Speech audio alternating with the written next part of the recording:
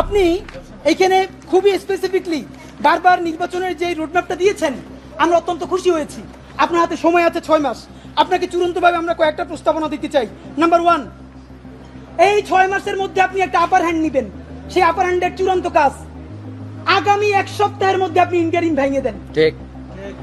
এই ইন্টারিমের অনেক উপদেষ্টা এখন সামনে কেউ বিএনপির, কেউ জামাতের, কেউ এনসিপির মুখপাত্র হইয়া তাদের দলীয় এজেন্ডাগুলো আপনার সামনে রেখে বাস্তবায়ন করবে। এইটা আপনি হইতে দিয়েন না।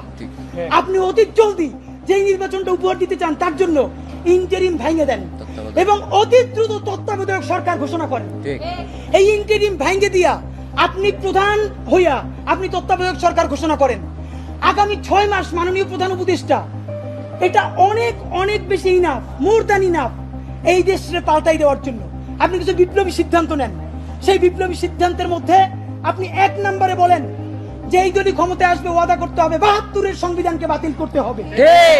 যেই 72-এর সংবিধানের মধ্য দিয়ে বাকশাল হয়েছে, বিচারিক হত্যাকাণ্ড হয়েছে, সেই সংবিধানকে নতুন সংসদে বাতিল করে জুলাইয়ের ঘোষণাপত্রের আলোকে এবং জুলাইয়ের সনদের আলোকে নতুন সংবিধান রচনা করতে হবে। নাম্বার 2, প্রতিনিধিত্বশীল স্বাধীন পুলিশ কমিশন গঠন করতে হবে।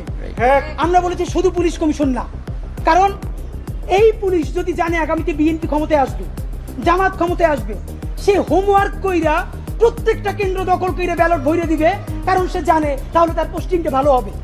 সুতরাং আমরা চাই একটা প্রতিনিধিত্বশীল স্বাধীন পুলিশ কমিশন। এটা যদি 10 জনের মেম্বার হয়, 2 জন বিরোধী দল থেকে থাকবে, 2 জন বিশ্ববিদ্যালয়ের শিক্ষক থাকবে, 1 জন শহীদ পরিবার থেকে থাকতে পারে, এই পুরো সরকার থেকে থাকবে 5 জন, বাকি 5 জন অন্য স্টেক থেকে। যদি সেটা হয় তাহলে ন্যূনতম তাকে কিন্তু একটা কন্ট্রোল করা যাবে।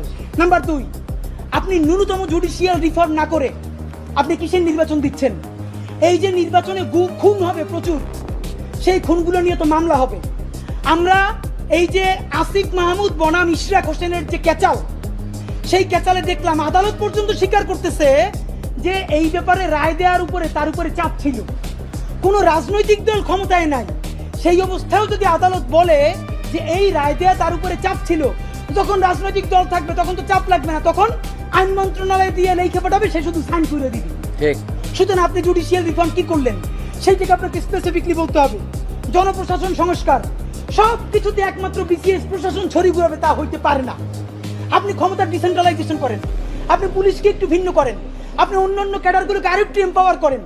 এই যে জনপ্রশাসন সংস্কারের মধ্যে প্রশাসকরা নিজেদেরকে প্যারালাল রাষ্ট্র ভাবে, এইটা আপনি ন্যূনতম ভেঙে দিতে না পারলে আবার তো সে আমলাতান্ত্রিক দেশ করবে। এবং আপনাকে সর্বশেষ আমরা বলতে চাই, আগামী